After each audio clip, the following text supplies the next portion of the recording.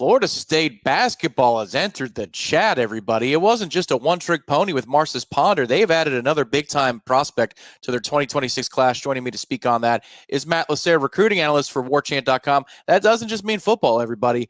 Luke Laux is making a dent here. And Matt, I'll give you credit. You were the first person to say when you were interviewed on the Jeff Cameron show a few weeks back that Luke Laux is eyeing a top 10 class. They're trying to land a top 10 class. Well, here's a Rivals Industry top 100 player within the rival rankings. Colin Paul, small forward, is top 70 in the country. How did Florida State go about getting this young man to join the fold for their 26 class?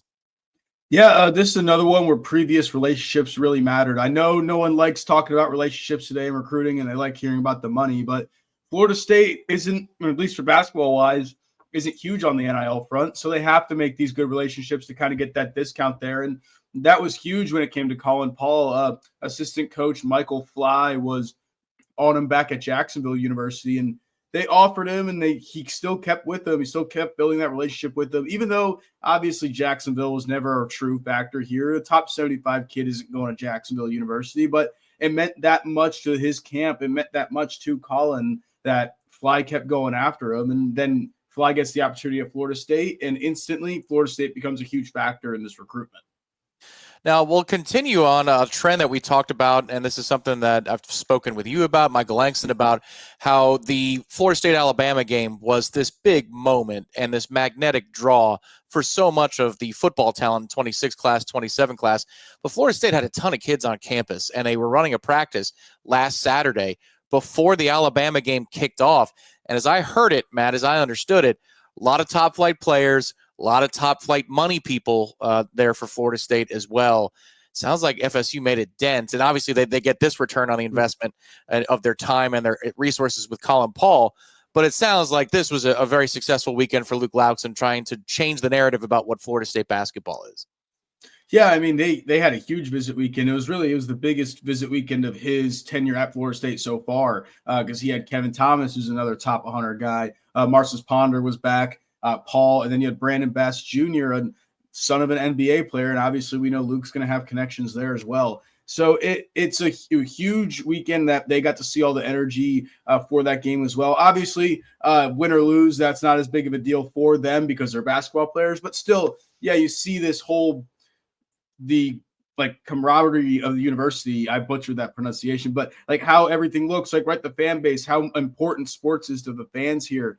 And in general, I think I might do a story on this during the bye week because it just doesn't make the sense to do it on a game week. But the recruiting momentum of Florida State men's sports in general right now is huge. Like you have basketball landing top 100 guys, golf's landing the best prospect. Mike Norvell is kind of trending to have his best class ever so far, and the Alabama game is going to help with that. Like it's just kind of huge to look around campus right now and see all these like top talents coming to Florida State. It's kind of been a while since that's happened, right? In multiple sports. I mean, it's right now, even big three football wise, it's the first time all three have been ranked in top 15 since 2007. Like it's a huge time right now for talent at Florida State and athletics in general. Yeah, there was a period of time in the early 2010s where Leonard Hamilton had kind of flipped it, and he was recruiting top 10, top 15 basketball classes, and Jimbo Fisher was doing his thing. But it doesn't happen very often. And you could throw Link Jarrett in the mix. Florida State baseball obviously has been a machine. Now, that has been a little bit more consistent since Link Jarrett got on campus. But, yeah, you're seeing potentially how the Alabama game doesn't just benefit you in one sport and one sport only. So Colin Paul joins the fold. He's 6'7". I put up his profile earlier. I'll put it back up again. 6'7", small forward out of Calvary Christian in Palm Beach, Florida. Calvary Christian, I should say. And this is somebody who Florida State had a previous connection with Michael Fly. You mentioned a name in there, though, because the follow-up question in a situation like this is always, are they done? Could they be getting more? Brandon Bass Jr., you mentioned that name, another top 100 player. Florida State likes their chances here. Is that possible that they could potentially have 3 top 100 players in a class when they don't have the money of a Duke, North Carolina, or somebody out in the Midwest? Yeah, that's one we're hearing a lot of good things about. We feel good about where that one is trending right now. The two other schools in it were Purdue and LSU, which obviously is Dad's alma mater, Brandon Bass, who played in the NBA for a while. But again, when you have a connection with a guy like Luke Laux, who Brandon Bass definitely has friends who know Luke very well, and he trusts Luke. You probably want to send your kid to play for that guy, right? And also to add on to it, Brandon's high school coach played with Luke at FSU. So there's so many connections here that this has been like a good class for Luke and all them to come in and really make a name for themselves. They've been able to use their connections wisely. And we said that too. I've said it on the Jeff Cameron show when I was interviewed on there. The guys they hired know the state well. Obviously, Luke didn't have all these connections like as much as all these other guys who've been in the college game so much because he was in the NBA. He didn't need these connections. But the guys he hired instantly made those. And you even saw it today on Monday. They're on the road in South Florida visiting a 5-star guy in Gaskins at Columbus, and they actually visited Colin Paul today as well. So once you saw that, you kind of knew, yeah, this one's a lock. But Brandon Bass, again, that's one when Luke first started going on the road a few months ago. He went and had dinner with his family in Orlando, and they sat down for like 3 hours. Like it shows how Luke is good at this stuff, right? We, Tom, like you've seen Luke in a press conference setting. We've all seen him in those settings. He loves to talk to people. He's a very personable guy, and that goes a long way on the recruiting trail. So I think it's no surprise to see him doing well. They're 6 before the Colin Paul ranking comes in, and they might pass Purdue and be top 5. Yeah, that's an insane return so far for Luke Laux. Now, the one thing I'll say too, you're right.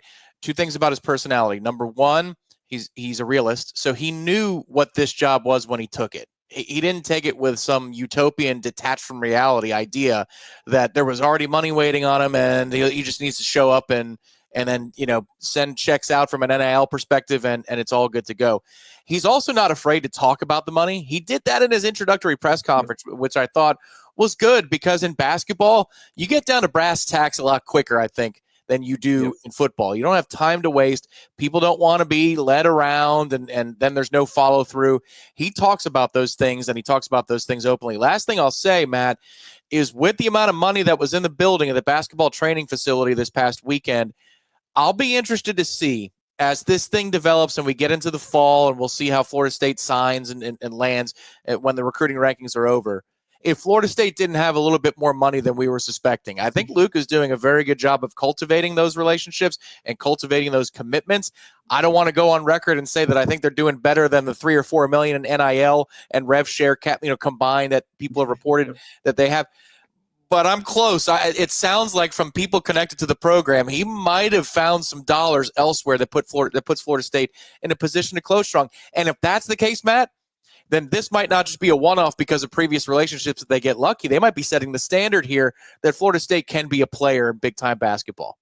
Yeah, and they do. That is their goal, right? Their goal, I mean, we say this a lot in football, that you want to recruit well from the high school level and fill in your holes from the portal. That is Luke Laux and the staff's goal, and that's why they're going so hard on this first recruiting class, is that now that this is going to be their baseline. Like, yeah, you have some kids in there now, but there's so much turnover in basketball. As you said, it gets down to the dollars and cents more quickly, and you see that by how much kids bounce around, how it's almost a new team every year. Their goal is to set this baseline with this class, have a bunch of good, talented freshmen, and then develop those. And then from there, you fill the holes in, and then you're on the track. You're building that thing up every year, and before you know it, you're in the Final Four. So I kind of like where he's going, and he's going to want to keep that in-house too, of developing guys, and that's his pitch, right? He's an NBA guy. I know how to get you to the NBA better than anybody else does because I've been there. Who hasn't been there? Like, the Kansas coach hasn't been there. The Indiana coach hasn't been there. I have.